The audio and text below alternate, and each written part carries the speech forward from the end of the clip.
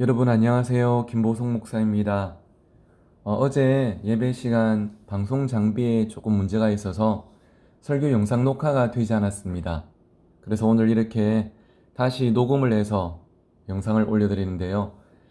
제가 목이 좀 잠겨서 또 목소리는 선명하지 않고 녹음이다 보니 현장감은 어제보다 좀 떨어지겠지만 그래도 함께 나눴던 말씀의 핵심과 또 그때 주신 은혜는 그대로 잘 전달이 되었으면 좋겠습니다. 오늘 이 시간은 낮은 곳을 높이라 라는 제목으로 말씀을 전하도록 하겠습니다. 사람들은 흔히 우리의 인생을 길에 비유하고는 하죠. 어딘가를 향해서 가고 있다는 점에서, 또 때로는 혼자, 또 때로는 누군가와 함께 걸어간다는 점에서, 그리고 언젠가는 끝이 있다는 점에서 우리 인생은 길과 참 많이 닮은 것 같습니다. 그래서 인생길 이런 표현도 우리가 자주 사용을 하죠. 그렇습니다. 인생은 길을 만들어가는 것입니다. 그리고 우리는 훗날 누군가의 길이 되기도 합니다. 여러분이 잘 아시는 글 중에 야설이라는 글이 있죠. 눈 덮인 들판을 걸어갈 때에 함부로 어지러이 걷지 마라.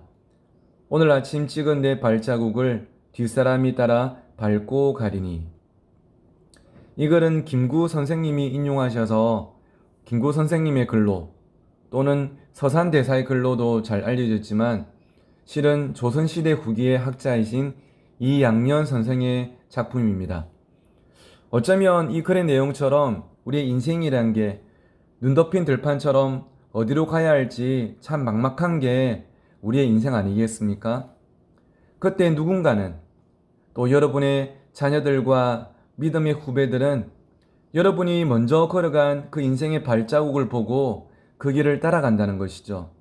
그래서 우리가 오늘을 어떻게 사는가가 정말 중요하다고 할 수가 있습니다. 우리의 인생길은 언젠가 사람들로부터 평가받을 때가 있을 것인데요. 저는 그때 여러분이 사람들에게 이런 평가를 꼭 받으셨으면 좋겠습니다. Waymaker, 바로 길을 만드는 사람. 그분은 길이 없는 곳에 길을 만드는 사람이었다고, 나도 그 길을 따라가고 싶다고 여러분의 자녀들과 우리 교회 다음 세대들에게 그런 칭찬과 인정을 받는 여러분 모두의 삶이 되기를 간절히 축복합니다. 자, 그렇다면 우리는 어떤 길을 만들어야 할까요? 오늘 본문에서 세례 요한은 너희는 주의 길을 준비하라, 그의 오실 길을 곧게 하라 이렇게 외쳤죠. 여기서 길이란 것은 주님이 임하시고 일하시는 현장인 우리의 마음과 삶을 의미하는 것입니다. 우리의 마음과 삶이 주님이 거하실 만한 그런 좋은 길이 될 수 있게 우리에게 영적인 갱신이 있어야 함을 오늘 말씀 가운데 우리에게 도전하고 계신 것입니다. 그런데 여러분, 좋은 길을 만들며 있어서 가장 필수적이고 선행되어야 될 것이 있다면 바로 평탄 작업 아니겠습니까? 길의 낮은 곳은 높이고 높은 곳은 낮추고 굽은 것은 바로 펴서 길을 평탄하게 만드는 것이 꼭 필요합니다. 여러분 어제 예배 가운데서도 잠깐 보셨지만 신정동 이 울산시청 주변 사진 보신 기억나시죠? 한 장은 1970년대 모습이었고 한 장은 2017년의 모습이었습니다. 참 많이 변했었죠. 제가 2달 전 울산에 와서도 계속 신방을 하는 가운데 성도님들께 가장 자주 들었던 말씀이 이겁니다. 목사님, 10몇 년 전만 해도 이 동네가 이렇지 않았습니다. 여기에 완전히 황무지였고요. 허벌판이었습니다. 이렇게 아파트도 없었고 공원도 없었고 그냥 그 한 성도님 표현처럼 뻘꿀이 아무것도 없었다는 것이죠. 하지만 울퉁불퉁하던 그 땅을 고르고 언덕을 깎고 개울을 메우는 평탄 작업의 결과가 지금의 울산과 신정동의 모습 아니겠습니까? 그런 평탄 작업이 우리의 신앙생활에도 우리의 마음속에도 꼭 필요하다는 것이죠. 땅을 새롭게 하는 영적인 갱신이 있어야만 하나님께서 우리의 삶에 거하시고 우리의 삶을 통해서 더 크게 일을 하신다는 것입니다. 그래서 사랑하는 성도 여러분, 저는 오늘부터 앞으로 3주간 길을 만드는 사람들이란 시리즈로 말씀을 전하려고 하는데요. 사실은 오늘 이 하루 주일에 설교를 준비하다가 이거는 좀 하루 만에 다 전할 내용이 아니겠다. 나누고 싶은 부분들이 좀 구체로 많아서 앞으로 3주 동안 낮은 곳을 높이라, 높은 곳을 낮추라, 굽은 곳을 곱게 하라 라는 말씀을 전하려고 합니다. 이 말씀은 우리 각자뿐 아니라 우리 울산 신정교회가 나아가야 될 방향에 대한 설교라고도 할 수 있겠습니다. 간절히 바라기는 이 말씀을 통해서 영적인 평탄 작업이 그리고 영적인 갱신이 우리 개인과 울산 신정교회에 일어나기를 간절히 축복합니다. 그 첫 시간으로 오늘은 낮은 곳을 높이라 라는 제목으로 말씀을 전하고 있습니다. 한번 여러분 방송을 지금 들으시면서 같이 한번 따라 하시겠습니다. 낮은 곳을 높이라. 마음의 평탄 장악 가운데 첫 번째 해야 될 일은 낮은 곳을 높이는 것입니다. 오늘 본문 말씀을 세례 요한이 선포할 당시에 이스라엘 백성들의 마음은 상당히 침체되고 무너지고 피폐한 상태였습니다. 오랜 세월 동안 반복된 포로 생활 때문에 낮아진 그들의 자존감과 그로 인해 마음속에 자리 잡은 패배감, 열등감, 절망감, 무력감, 좌절감. 우리는 별 볼 일 없어. 우리는 이 정도밖에 안 될 거야. 우리는 평생 종살이 할 거야. 우리는 끝났어. 마치 세월에 깎여서 푹 패인 골짜기처럼 그들의 마음은 한없이 추락해 있었습니다. 이 말씀은 세례 요한이 이사야서 말씀을 인용한 것인데요. 이사야서가 기록될 그 당시 이스라엘 백성들의 모습도 마찬가지였죠. 그래서 하나님은 세례 요한을 통해서 이렇게 말씀하십니다. 모든 골짜기가 메워지고 푹 베이고 무너진 그 낮은 곳을 다시 메우고 평평하게 끌어올려야만 새로운 길을 열 수 있기 때문에 하나님은 세례 요한을 통해서 먼저 모든 마음의 골짜기가 모든 삶의 낮은 곳이 하나님의 은혜로 메워져야 함을 말씀을 하신 것이죠. 사랑하는 성도 여러분, 낮은 곳을 높이는 가장 큰 힘, 우리의 마음의 그 골짜기를 메우는 가장 큰 능력은 바로 하나님의 은혜인 줄 믿습니다. 그리고 그 은혜가 경험되면 자연스럽게 회복되는 것이 저는 바로 자부심이라고 생각합니다.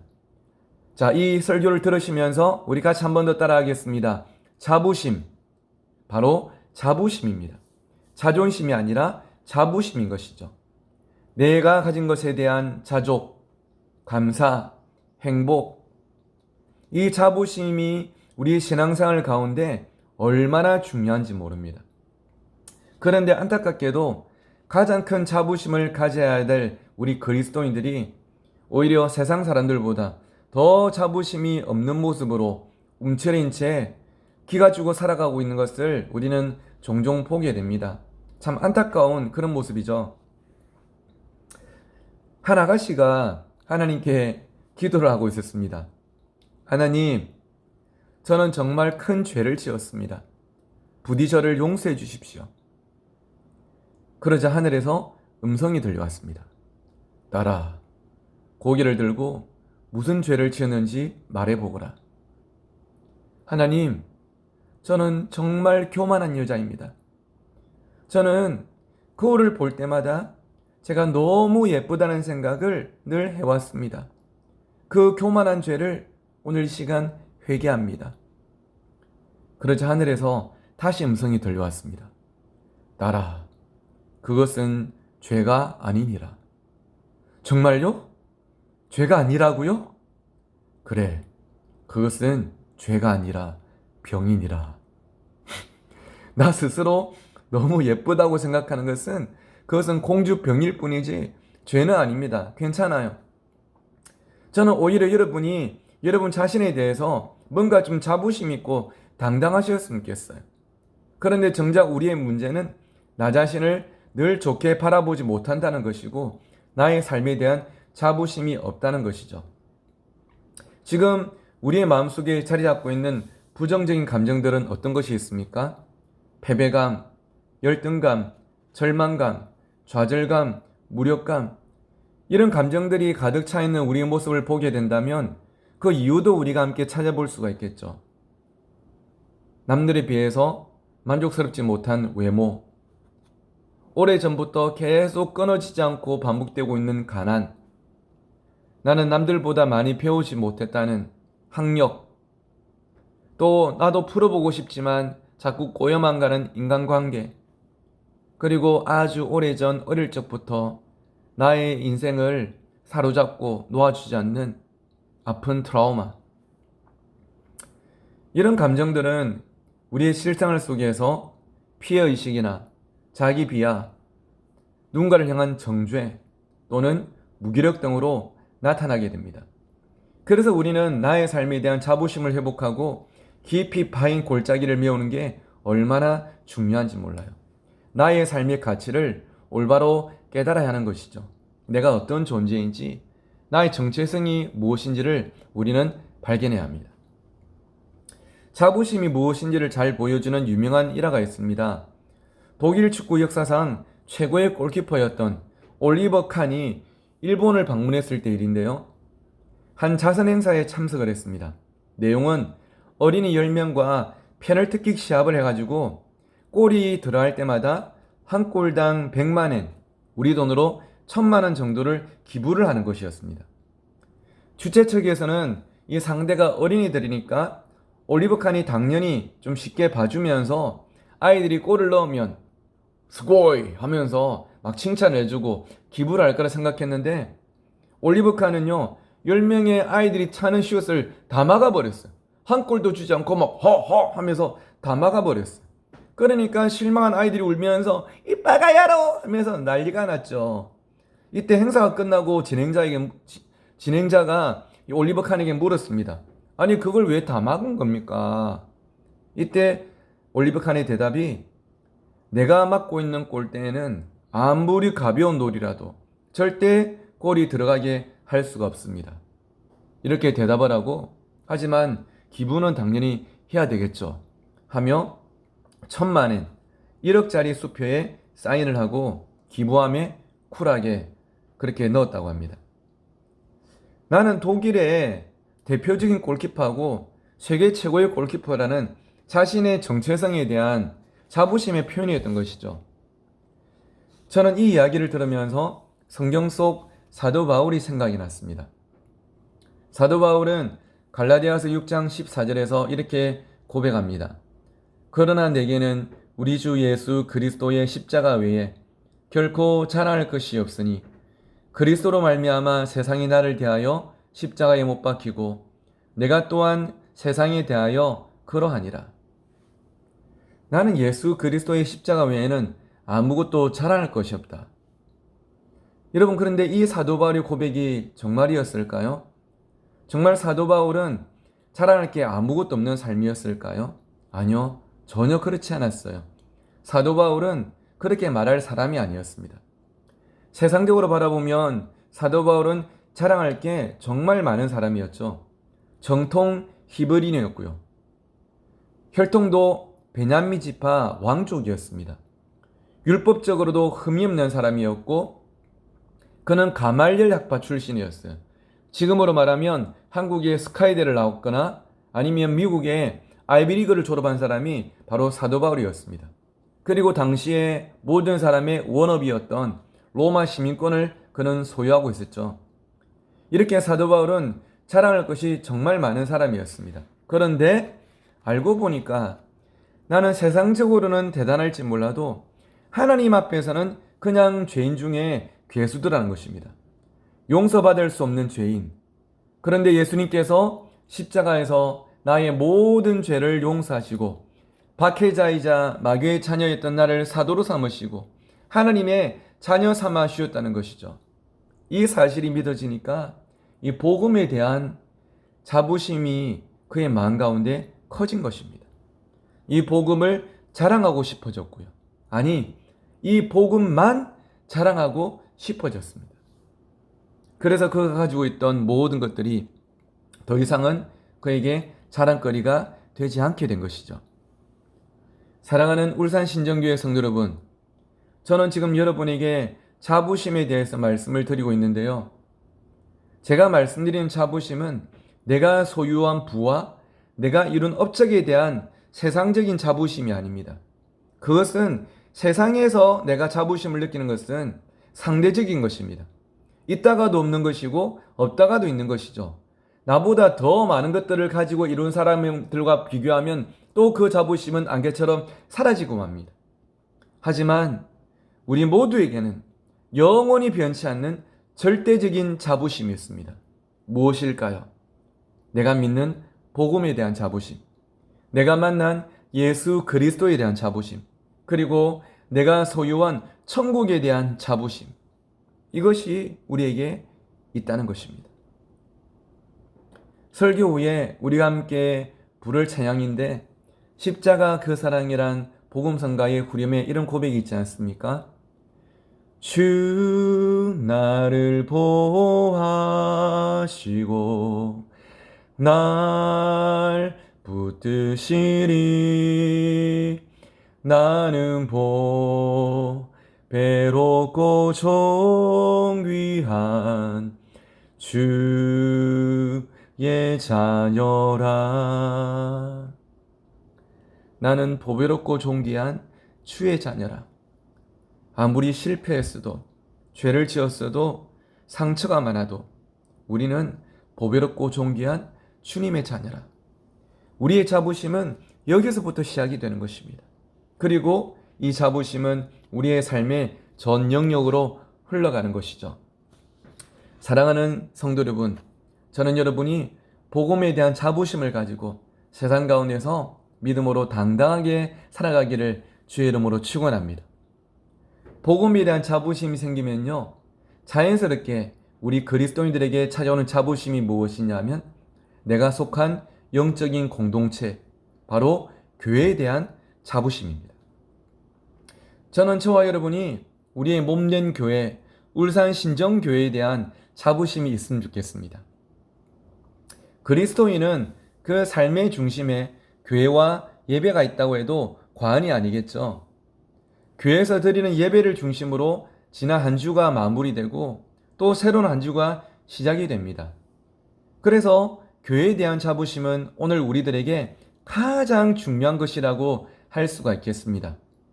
그런데 여러분, 교회에 대한 자부심이 없으면 신앙생활만큼 재미없는 게 없어요. 왜 교회 가야 되는지도 모르겠고 은혜가 전혀 되지가 않고 전도는 상상할 수도 없죠. 참 재미가 없습니다. 그런데 교회에 대한 자부심이 있으면 신앙생활이 행복해집니다. 교회 가는 시간이 기다려지고요. 예배가 은혜로 가득하고요. 또 받았던 그 은혜를 다른 사람들에게 전하며 살아가게 되는 것이죠. 그래서 저는 여러분에게 우리 울산 신정교회에 대한 자부심이 꼭 있기를 간절히 축복합니다. 보통 자부심이라고 하면 큰 교회를 다니는 이들의 전유물인 것처럼 생각될 때가 있어요. 사실 그렇죠. 큰 교회들, 대형 교회들은 좋은 건물도 있고 또 다양한 예배와 프로그램을 통해서 누리는 유익도 많고 재정도 넉넉하고 그렇다 보니까 큰 교회, 그곳에 자부심이 존재하는 것 같습니다. 그런데 우리 울산 신정교회는 큰 교회는 아닙니다. 울산 남구 수암로에 골목 안에 있는 한 중소형 교회라고 할 수 있겠죠. 물론 한 교회가 크다 작다 할 때 절대적인 기준은 없습니다. 근데 우리 울산 신정교회의 사이즈를 정의를 굳이 한다면 큰 교회는 아니죠. 작은 교회에 가깝습니다. 하지만 교회가 작다고 해서 그 교회에 속한 성도들의 꿈과 믿음과 누리는 은혜도 작은 것은 절대 아닙니다. 작지만 건강한 교회, 작지만 따뜻한 교회, 작지만 꿈꾸는 교회. 그래서 이곳에 하나님의 나라를 이루어가는 교회. 저는 우리 울산 신정교회가 그런 교회라고 확신합니다.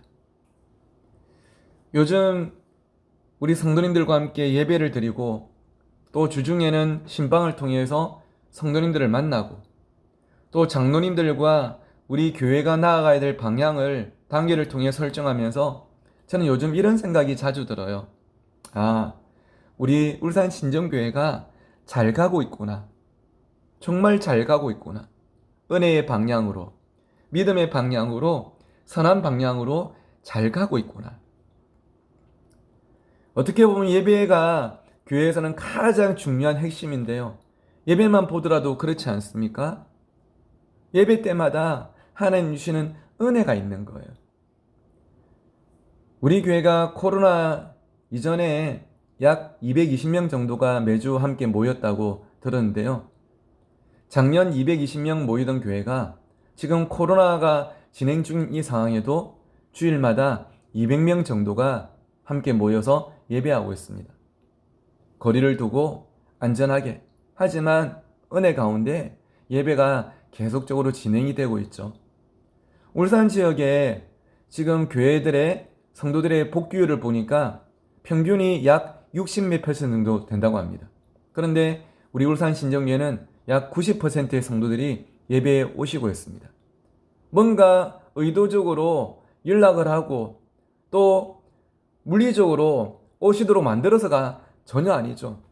내가 받는 은혜가 있으니까, 교회가 좋으니까 그렇게 어려운 상황 가운데서도 함께 오고 계신 것입니다.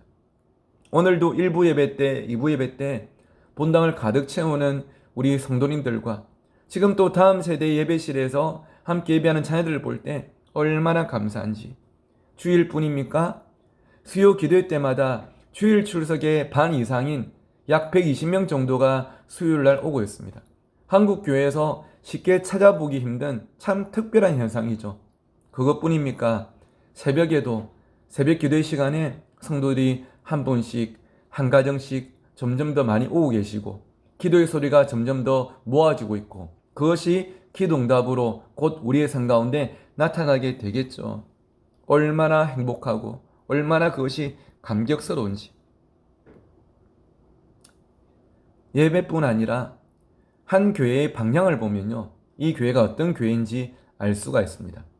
이 교회의 정책을 보면 이 교회가 추구하는 것이 또 하나님께서 이 교회를 통해서 어떻게 일하실지가 보이는데, 저는 장로님들과 함께 우리 교회의 방향을 설정할 때마다 얼마나 마음이 감사한지 모릅니다. 얼마 전 중직자를 세우는 공동회 때 제가 잠깐 언급했지만요, 저는 부목사 시절에 또 전도사, 강도사 시절에 사역하면서 늘 마음 가운데 짐이 있는 것이 그것이었습니다. 교회에서 투표를 통해서 장로와 장립집사와 권사 같은 중직자를 세우는데 정말로 귀한 분들이 세워져서 교회에서 봉사하실 건데, 참 아이러니하게도 이분들이 하나님께서 세우셨는데도 성도를 통해서 세움을 받았는데 중직을 받으면서 돈을 내는 것입니다. 임직식 날 돈을 냅니다. 작게는 몇십만 원부터 또 어떤 교회들은 많게는 1,000만 원까지 돈을 내는 걸 제가 늘 봐오면서 이것이 마음에 참 어려움이 있었습니다. 왜 돈을 내는 걸까? 뭔가 감투를 쓰는 것도 아닌데 왜 이렇게 돈을 내야 될까? 물론 나에게 주신 직분에 감사하면서 하나님께 자발적으로 적든 많든 감사 헌금을 드리는 것은 참 귀한 일이지만, 뭔가 정해져 있는 틀 안에서 내 마음이 원하든 원치 않든 돈을 낸다는 것이 과연 옳은 것일까? 물론 그 돈을 모아서 교회 차도 사고 리모델링도 하고 유익한 곳에 쓰게 되겠죠. 하지만 이 부분이 늘 마음이 제가 성경적으로 바라볼 때에 내키지 않는 부분들이 있었습니다. 그래서 우리 교회 부임하자마자 첫 당일 때 제가 장로님들과 의논을 드렸던 게 이 부분이었습니다. 장로님, 곧 우리 교회에 중직자 선거가 있을 건데, 그리고 내년에 임직을 받게 될 건데, 저는 이분들이 정한 틀 안에서 돈을 내지 않았으면 좋겠습니다. 오히려 우리 교회가 앞으로 귀하게 성결할 이분들을 축복하고 감사를 표현하는 것이 당연하지, 이분들이 돈을 내는 것이 꼭 저는 옳지 않다고 생각합니다. 그런데 감사하게도 우리 장로님들 모두가 흔쾌히 이 부분에 마음을 모아주시고, 목사님, 저희들도 그렇게 우리 교회가 나아갔으면 좋겠습니다. 세워지는 성도들, 세워지는 중직자들을 오히려 우리가 감사하며 응원하며 세워나가는 그런 좋은 문화가 이 교회 가운데 만들었으면 좋겠습니다. 함께 그렇게 마음을 모아주셨고요. 그것이 얼마나 감사한지. 헌금도 마찬가지입니다. 우리 교회는 코로나 전에 계속적으로 헌금 시간에 헌금 바구니를 돌리면서 하나님께 헌금을 드렸죠. 그런데 코로나가 오면서 여러 가지 이유 때문에 헌금 바구니를 돌리지 않고 헌금함을 통해서 또는 온라인으로 헌금을 해왔습니다. 근데 이 부분도 제가 참 고민이 있었습니다. 물론 헌금함에 자발적으로 헌금을 하는 것보다 헌금 바구니를 돌리는 것이 약 10%에서 20%까지 헌금이 더 많이 들어오고 재정이 더 넉넉하다고 저도 알고 있습니다. 교회 재정을 생각하면 저도 그렇게 하고 싶죠.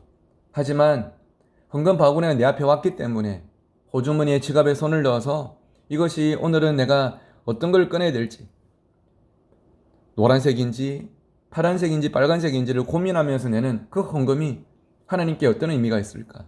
그것보다는 전체적인 재정은 조금은 줄어들더라도 성도들이 일주일 동안 또는 토요일 날 미리 준비한 그 헌금을 예배에 들어오면서 하나님께 감사함으로 드리고 들어오는 것이 그것이 맞지 않을까? 재정은 조금 더 적어지더라도 이것이 바로 우리가 나가야 될 방향이 아닐까? 그런 생각들을 하게 되었습니다. 그리고 장로님들께 이 부분을 언언을 드렸는데요. 이 부분 역시 장로님들께서 너무나 감사하게도 목사님, 재정이 조금 줄어들더라도 우리 교회는 그렇게 갔으면 좋겠습니다. 그래서 공식적으로 우리 울산 신정교회는 7월 달부터 예배 시간에 헌금 수전, 헌금 바구니를 통해서 헌금을 드리는 순서가 없고 우리 모든 성도님들이 들어오실 때에 여러분이 준비하신 헌금을 헌금함에 넣으시고 하나님께 드리고 예배에 참석하시면 되겠습니다. 이 모든 것들이 옳다 틀리다의 문제는 결코 아닙니다. 모든 것들이 어떻게 보면 교회에 유익한 부분이 있을지 모르겠지만 하지만 조금이라도 더 1%도 더 우리가 건강한 방향으로 성경적인 방향으로 모두가 동의되고 고개를 끄덕이고 또 은혜를 받을 수 있는 방향으로 함께 나아가자는 것이죠. 이런 부분에서 우리 울산 신정교회는 한 걸음씩 잘 가고 있다고 생각합니다. 그리고 저는 무엇보다 감사한 것이 우리 울산 신정교회가 이웃들에게 칭찬받는 교회라는 이 사실이 얼마나 감사한지. 제가 부임한 후에 우리 교회 주변에 있는 여러 매장들, 가게들을 방문했지 않겠습니까? 그런데 가서 대화 중에 저는 울산 신정교회 새로운 목사입니다라고 소개할 때 한 분도 인상 찌푸리는 분이 없었어요. 대부분의 이웃들이, 아니 모든 이웃들이 울산 신정교회 참 좋은 교회라고, 그 교회 때문에 우리 이웃들이 참 많은 사랑을 받고 좀 도움을 받을 때가 많다고, 울산 신정교회가 있어서 참 좋다고, 이런 말씀을 들을 때마다 제가 울산 신정교회 담임 목사로서 얼마나 감사한지 몰라요. 여러분, 저는 우리 울산 신정교회가 이렇게 계속적으로 올바른 방향으로 나아가고 그래서 하나님과 사람들에게 칭찬받는, 또 이것이 여러분에게 자부심으로 경험되는 그런 교회가 되기를 간절히 축복합니다. 그리고 마지막으로 특히 저는 우리 울산 신정교회의 다음 세대들이 우리 교회에 대한 자부심을 가질 수 있으면 좋겠습니다. 사실 작은 교회 다니기 때문에 큰 교회 아이들에 비해서 뭔가 교회에서 누리는 것이 적은 것이 인정할 수밖에 없는 현실이겠죠. 공간도, 프로그램도, 또 재정도 여러 가지로 부족함이 있을 수가 있습니다. 근데 제가 참 예전에 좀 마음이 아픈 어떤 기억이 있는 게요. 전국에서 청소년들이 모여서 함께하는 연합수련회에 캠프라고 말하는 집회에 제가 말씀을 전하러 간 적이 있습니다. 1000명 정도의 청소년들이 함께 모여서 아주 뜨겁게 예배하는 찬양 시간에 제가 뒤에서 찬양하는 아이들을 지켜보고 있다가 한 5명 정도의 아이들이 함께 앞에 나가서 찬양하지 않고 구석 쪽에서, 스피커 쪽에서 찬양하는 아이들을 그냥 구경하고 있는, 가만히 서 있는 모습을 제가 보게 되었어요. 가까이 다가가서 물어봤죠. 얘들아, 너희들은 왜 같이 찬양 안 하냐고 하니까 얘들의 대답이 참 충격적이었습니다. 마음이 정말 아팠는데요. 차라리 이 아이들이 저희 찬양 싫어요, 저희 찬양 몰라요, 저희 찬양 안 할 거예요 라고 말했으면 제 마음이 오히려 좀 더 나았을 것 같아요. 근데 이 아이들의 대답이, 이 아이들이 준비한 멘트는 아니겠지만 자연스럽게 저한테 해줬던 대답이 무엇이냐면 이런 말이었습니다. 저희 작은 교회 다녀요. 작은 교회 다니기 때문에 우리 교회 중고등부 담당 교육자님도 없고, 그래서 자체 수련도 없고, 그래서 이 아이들 몇 명이 이곳에 와서 함께 수련에 참석하고 있는데, 큰 교회에서 와서 100명, 200명 아이들이 와서 앞에서 분위기를 그렇게 만드는데 자기들은 거의 끼지를 못하겠다는 것이죠. 마치 구경꾼처럼 옆에서 구경하고 있으면서 그 시간을 보내고 있는 아이들의 모습이 참 마음이 아팠습니다. 물론 우리 교회는 그 정도 규모는 아닙니다. 하지만 대형 교회들에 비해서 이 아이들에게 줄 수 있는 혜택이, 물리적인 혜택이 조금은 부족하다는 것은 어쩔 수 없는 사실인 것 같습니다. 하지만 여러분, 이 지점에서 우리가 기억할 사실이 한 가지가 있습니다. 그것이 무엇이냐면, 여러분 코이의 법칙이라고 들어보셨죠? 코이는 비단잉어를 일컫는 일본 말인데요. 흔히 비단잉어를 일본에서는 코이 이렇게 이야기를 합니다. 코이의 법칙이란 게, 이 비단잉어를 작은 어항 안에 넣어놓고 키우면요, 이 아이들은 5cm에서 8cm 정도 자란다고 합니다. 그런데 코이를 더 넓은 연못안에 풀어놓으면 이 아이들은 15cm에서 25cm까지 자란다 그래요. 그런데 놀랍게도 이 아이들을 더 넓은 큰 강에 풀어놓으면 이 아이들은 1m에서 1m 20cm까지 자란다고 합니다. 얼마나 더 큰 환경 속에 자라는가가 내일을 다르게 만든다는 것이죠. 그런데 여러분, 제가 지금 여러분에게 말씀드리고 싶은 것은, 우리 아이들로 하여금 자라게 만드는 가장 핵심적인 울타리는 교회의 어떤 하드웨어가 아닙니다. 교회는요, 큰 건물과 넉넉한 재정이 아이들을 크게 하는 것이 아니라, 아이들을 자라게 하는 가장 큰 원동력은 우리 부모 세대의 진심 어린 관심과 사랑인 줄 믿습니다. 다른 큰 교회에서 누릴 수 없는 그 관심과 사랑을 우리 아이들이 경험하면서 자라도록 우리가 함께 노력해야 한다는 것이죠. 여러분 아시다시피 이번에 정부의 방침 때문에 우리 울산신정교회 모든 교육부서가 준비했던 성경학교와 수련회를 계획대로 진행하지 못하게 되었습니다.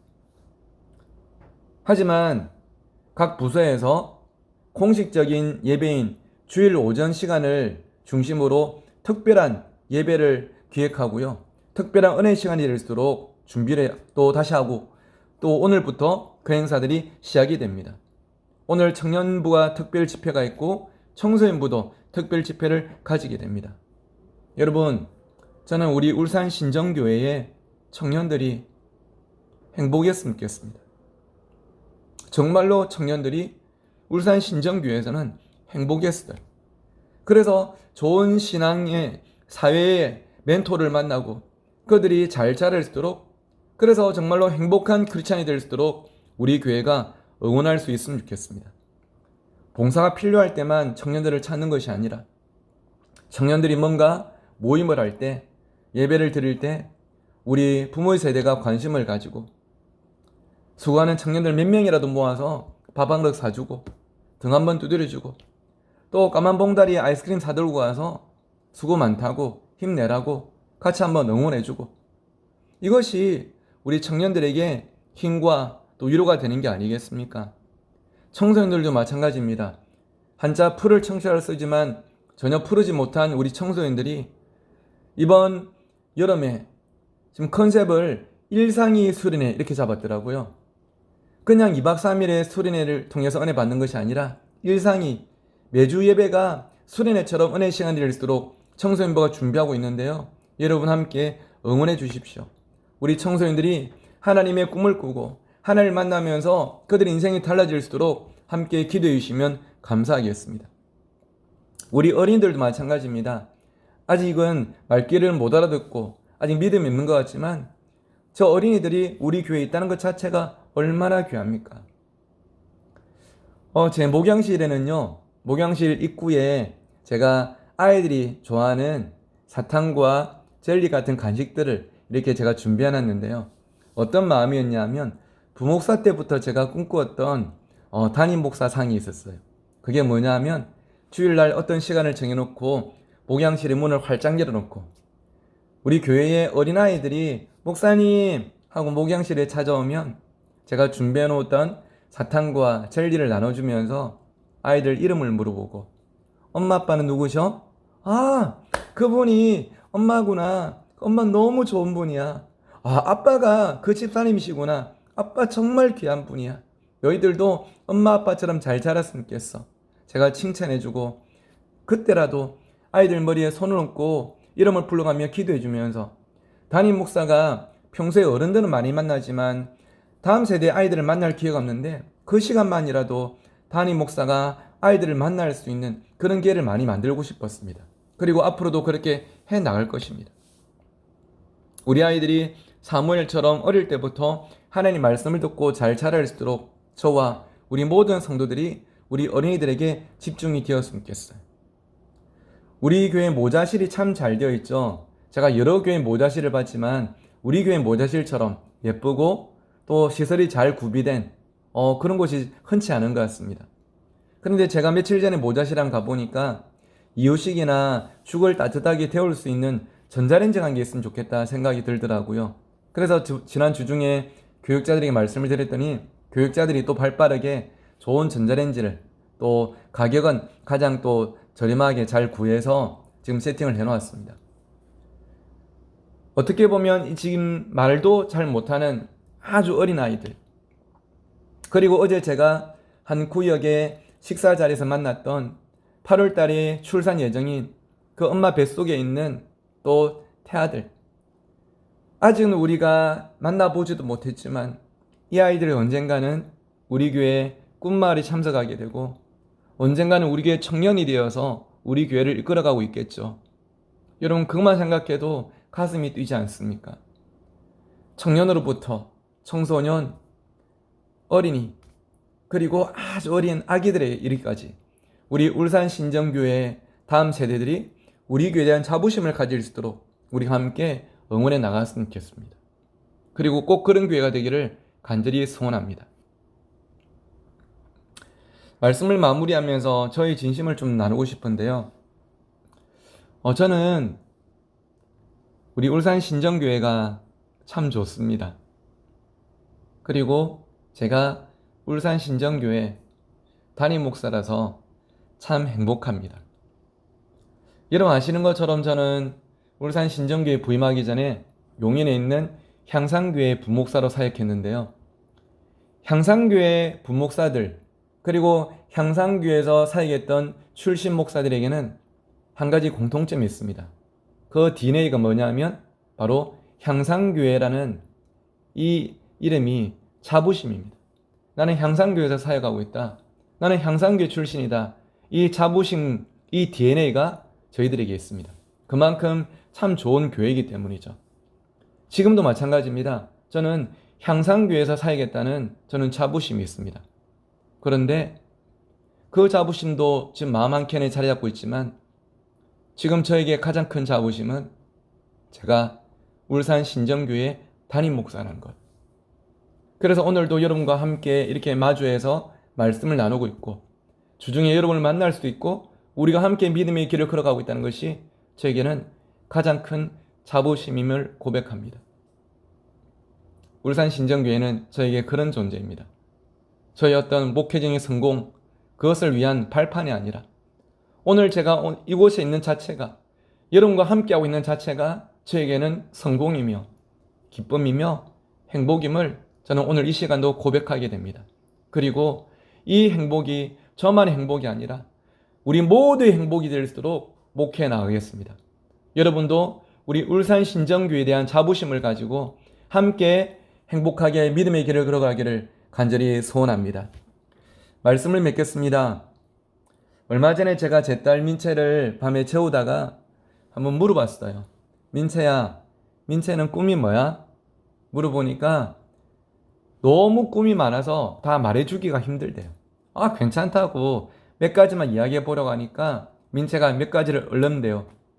하나는 요즘 그 방송 찍는 유튜브도 해보고 싶고, 하나는 미용사, 하나는 요리사, 하나는 학교 선생님 하면서 꿈이 줄줄 나오다가 또 하나의 꿈이 목사님이 되고 싶다는 걸. 저 깜짝 놀랐죠.